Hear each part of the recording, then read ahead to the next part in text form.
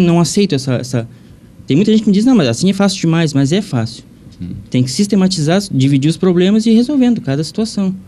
E eu vejo que muitas pessoas ligadas a áreas humanas ou que estão dentro desse processo há muito tempo acabam se perdendo e não enfrentam as situações de forma sistemática. Mas aí tem que concordar comigo, que isso é um pensamento de quem vem das exatas, né? Que é simplesmente sistematizar, dividir e resolver. Aí ficaria com sinceridade, eu estou concordando com ele, que é isso que a gente vê, por exemplo, não só dentro da universidade, mas em editais fora de domínio público, digamos assim, como isso que eu citei do IEL, da Biblioteca Nacional. Tu vê muito mais editais voltados de pessoas de origem das ciências exatas, porque as humanas, o pessoal com mais liberdade, com menos, não é seriedade, mas menos sistemática, o pessoal acaba não aproveitando. E aí tem um discurso, a gente não consegue dinheiro para publicar. Não, dinheiro tem. A LIC daqui de Rio Grande, por exemplo, a Lei de Incentivo à Cultura aqui em Rio Grande, e são pedidos, acho que 15, 20 projetos no máximo. Pensar de Porto Alegre são mais de 200. Então, a Rio Grande teria capacidade para comportar muito mais projetos. Só que a sistemática de a gente saber quem que faz, como que faz, o que que precisa. E sempre esse discurso. Cada vez que eu passo por um edital via universidade, vou repetir sempre isso, via universidade ou por fora mesmo com pessoa física, as pessoas dizem, não adianta mandar porque não vai ganhar. Não, a gente vai concorrer com os grandão de Porto Alegre, com os grandão de São Paulo, Rio. Diz, não dá, tem que mandar. Se vai receber um não ali, a gente vai pegar a experiência para o próximo. Claro. A gente vai ver o que é o problema, a gente vai escutar, então a gente vai escutar a voz de quem sabe, de quem já passou, de quem já foi aprovado, para ver o que é o ponto para ser mudado. E a gente tem grandes opções de leitura que às vezes são até veiculadas gratuitamente, por exemplo, para nós é gratuitamente aqui, de vez em quando eu passo lá pelo ILA, e eles estão distribuindo gratuitamente o jornal de resenhas, que eu adoro ler. Inclusive, se tu conseguir, tu me manda lá, porque a última tiragem eu não consegui pegar, viu? É muito bom o jornal de resenhas, e inclusive eu acabei adquirindo um livro por uma indicação do jornal. Eu tenho duas perguntas aqui da produção, uma para ti e outra diretamente para o Reguf. Começo pelo Reguf, depois a gente... Mas as perguntas aqui são colocadas para a mesa inteira, né? Para o Reguf, né?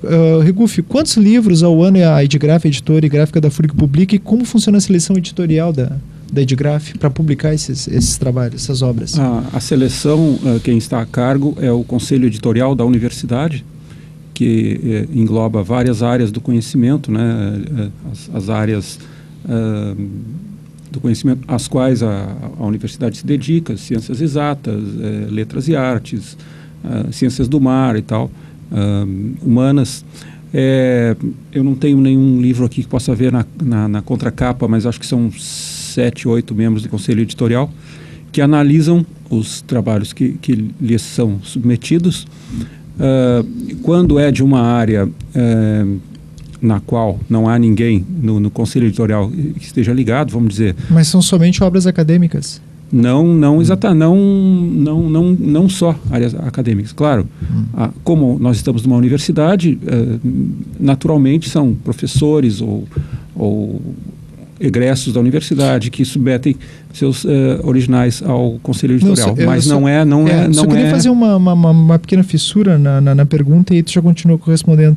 Já vi, não digo grandes, inúmeras obras da Edgraf que são, por exemplo, a gente teve o próprio Alisson Afonso produzindo tiras e tal.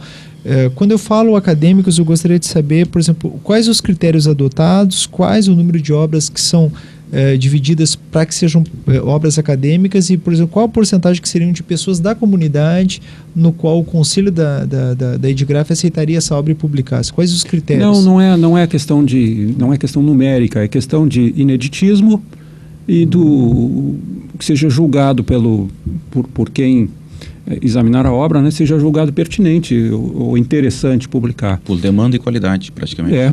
Qualidade. Um poeta rio-grandino, um escritor rio-grandino teria a possibilidade, então, de receber esse subsídio pela Edgraf? Sim. Já houve claro. Edições assim. Memórias de pessoas da comunidade que é uma coisa, um viés da história que é mais ou menos recente, né? que é a história oral, contada, né? por não historiadores, né? ou então historiadores explorando o conhecimento de pessoas idosas, ou enfim, história oral, sim. E quer dizer que não há nada assim delimitado, nem em número e nem em gênero de texto. Mas a base, quantas publicações, no ano passado, a margem de 2010, quantas publicações saíram pela Edgraf ano passado? Não sei te dizer, eu até antes do programa eu ia te pedir para não fazer essa pergunta, porque eu não sei. Tá, Porque nós fazemos também periódicos, né? Nós temos uns 13 títulos de periódicos. Isso é sinal que não são poucos, né? É. Já que foi tocado nesse assunto, eu peço licença aqui para relatar um fato real que me preocupou nesse sentido da relação dos editores com a editora da FURG. Eu escrevi esse trabalho aqui também e eu estou procurando uma editora já há algum tempo. Posso dizer o título? Estudo dirigido de língua portuguesa, figuras e vícios de linguagem, estilística, coleção Fatos Linguísticos, também do Claudemiro Machado Ferreira. Exatamente. Eu produzi esse trabalho, usei todo o rigor acadêmico e didático. E já tive editoras que ela não fazia parte da linha editorial e que disseram que estava muito boa, enfim e tal. A questão é que como eu publiquei esse livro pela UFPEL, eu pensei que um bom caminho seria uma editora de outra universidade. E aí eu tentei a FURG. Agora eu vou botar um caso real aqui e vamos ter que analisar isso aí. Porque eu falei com uma pessoa da editora, eu prefiro não dizer o nome agora, e ela me deu todos os parâmetros. 2 obras impressas, uma em CD, tu vai lá e deixa lá e tal. Beleza, preparei, fulano, tô levando aí. Quando eu cheguei lá, vamos ali deixar com Beltrano. A primeira pergunta da pessoa, tu é da FURG? Eu disse, não. Pois é, mas a gente não pode receber. Ficamos eu e a pessoa que me indicou perplexos. E aí ficou aquele impasse e a pessoa disse, não, aceita e tal. Aí a pessoa que estava recebendo disse, não, mas o fulano disse que não era para pegar. E disse, bom, mas aí ficou bem constrangedor. E aí o que aconteceu? Eu disse, não, mas aí eu cheguei e disse, não, já que eu disse todo o trabalho, inclusive, como tu viu ali o selo de uma editora, né? Eu botei também o selo da... Eu tento trazer... Esse é por qual editora? Na verdade, um boneco o mais perfeito possível, né? Exatamente. A qualidade, eu sempre tento primar pela qualidade. Eu acho bom explicar a expressão boneco.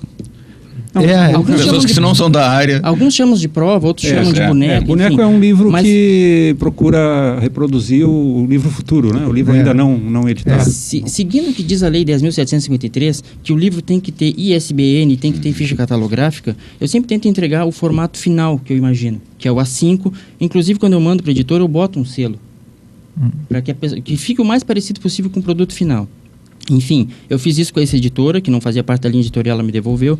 Fiz isso com a FURG. A questão é que quando eu cheguei lá na editora, aí pra quebrar aquele clima ali que ficou constrangedor para nós dois, eu disse assim, bom, já que eu tive todo o trabalho, eu vou deixar aqui. Aí ela disse assim, não, tudo bem, mas há 99% de chance de não ser publicado. Eu disse, bom, já que eu estou aqui, vou deixar.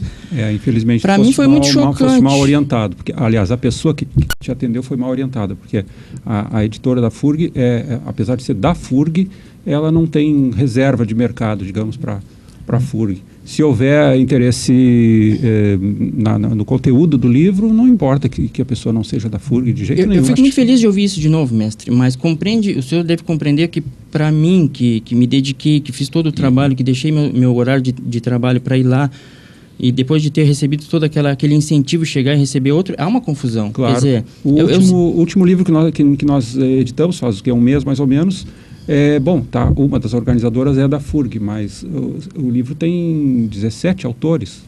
Só 2, eu creio, sejam da FURG naquele livro. Não, se o senhor confirma que essa possibilidade, eu fico mais tranquilo. Claro, claro. Só claro que sim. Você tem que entender que foi um choque para mim ao chegar lá. Para nós também. Né?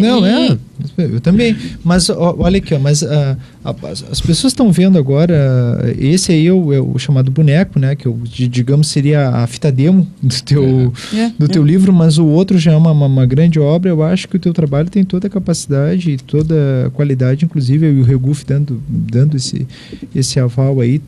Eu acho que deves levar lá de novo lá e tentar, né? Até mesmo levasse o teu currículo da última vez, que o teu currículo que tu nos entregou aqui é um currículo muito bom. Se me permite, quem sou eu para analisar currículo, né? Mas assim, tu tens um currículo muito bom e essa obra que tu nos mostrou, maravilhosa essa primeira obra, inclusive eu acho uma pena, eu vou repetir aqui, né? John Bagnall Bury, História da Liberdade de Pensamento, um livro que, como tu colocou, não tem tradução para o português. Tu mesmo é inédito. Para quem está assistindo pela televisão, para onde é que tem uma câmera aqui atrás de ti, ó. Quem está ouvindo pelo rádio, imagine que é uma capa, né? Estilo clássico, maravilhosa. Mas quem está vendo, né? Tem uma câmera aqui, ó, por favor, alguém liga essa câmera, a câmera não E está muito ligada. bem escolhida a obra de arte que ele usou Então para pronto, ilustrar. lá Não, ligaram. mas aí que tá tudo Olha isso. só que legal. Ó. Isso aí é o seguinte, isso é uma alegoria do século... Pronto, deu aí, deu. Pode... É uma alegoria que é a liberdade com o cetro da razão, fulminando a ignorância e o fanatismo. Então eu levei um ano para ter de volta acesso a essa figura, para colocá-la no trabalho. Então, Essa figura de quem é? Jean-Baptiste Chapuis, é um francês, uma alegoria. Até essa preocupação eu tive. Então eu me envolvo com todo o procedimento, todo o processo. E é isso que eu tento passar para as pessoas. E tu falou o negócio do currículo, né? Eu quando mando para as editoras, eu mando o currículo, mando a boneca, tento mandar todas as informações possíveis. Aqui na FURG, não me disseram que não precisava do currículo. Então eu segui a linha, segui as orientações. Mas eu procuro fazer isso. Como eu já entrei em contato com muitas editoras, aí claro, a gente tem que seguir a linha editorial e os preceitos ali. Tem editoras que não aceitam o arquivo digital, então tem que mandar a obra impressa e tal. Mas tudo isso eu tento passar para as pessoas nas palestras de forma geral e individualmente quando elas me passam. Focando primeiro, eu sempre tento dar a visão geral do processo como um todo para a pessoa. E aí atacar o ponto específico, né? Seja qual for. Claro. Uma outra pesquisa aqui, um outro questionamento da produção é para o professor Arthur, né? Quer falar um pouco sobre a tua pesquisa e se há uma possibilidade de comparar com o momento econômico atual do município que tu viu no final do século XIX, fazendo a tua pesquisa lá ao longo do século XIX, mas partindo para o final do século XIX, quando começa a entrar um pouco mais de capital na cidade do Rio Grande, e como tu compararias agora com esse exato momento onde tem muito capital na Barra, mas não sai de lá para cá, do mercado editorial que eu falo. Para todo historiador, eu não sou historiador, mas para todo historiador é difícil a gente comparar com o tempo que a gente está vivendo. Então é uma difícil comparação. A gente tem muita noção do que Rio Grande viveu naquele período. Vamos tomando café tranquilos? Por exemplo, até um dos livros que eu ia trazer aqui, tem um professor de Salvador, por exemplo, que pesquisa e compara Rio Grande, as bibliotecas encontradas no período colonial em Rio Grande, diz que só perde de qualidade, de quantidade, com as cidades mineiras, que é onde está competido com o ouro, literalmente. São as cidades mais ricas do Brasil no século XIX, no início do século XIX.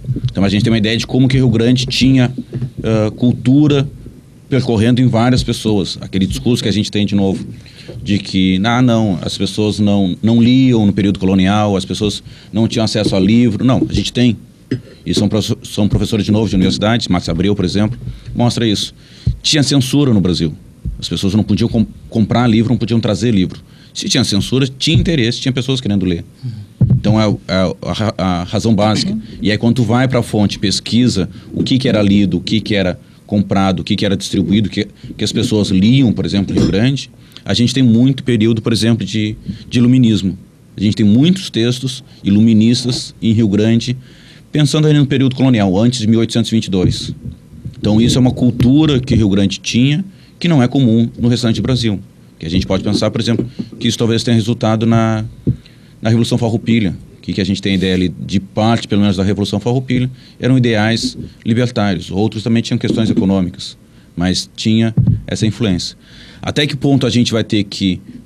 Os pontos que a gente vai ter que percorrer para trazer de novo esse financiamento que está em outras áreas para a cultura em Rio Grande, nesse momento que a gente vive agora, isso é um desafio. O Cláudio Meira, por exemplo, está falando da publicação em editoras. Eu também estou passando no mesmo processo, mas com outras editoras, de mandar certos padrões. Tu estava falando, por exemplo, de tradução. Eu não trabalho muito com tradução, eu trabalho muito mais com apropriação. Pensa num autor que já está em domínio público, mas tu atualiza a ortografia, tu inclui notas de rodapé, tu faz pesquisa sobre, e aquele material, de novo, tu tem direitos autorais. Eu, como professor, como recebendo dinheiro público, o meu tempo dedicado para esse trabalho é dinheiro público, com alunos recebendo bolsas com dinheiro público, muitas vezes eu digo, não, por mim, se botar na internet, não tem muito problema, se não tiver retorno nenhum. Eu faço esses pontos, faço a ECC e ISBN, fazer toda a produção, por exemplo, já teve alunos meus que já se apropriaram do conhecimento que tiveram ali para produzir, vou lançar um livro meu de poesia na internet, só cuida dos mesmos processos. Para daqui a pouco alguém não pega um livro teu, publica e só, estava na internet, eu estou publicando com o meu nome, estou publicando publicando na minha editora, não tem problema nenhum. Cuida só desses mesmos processos. E é isso que a gente tem que começar a cuidar. Se o autor, como o Carlos estava falando antes, se o autor não tem interesse nenhum em receber dinheiro, publica na internet, faz as prevenções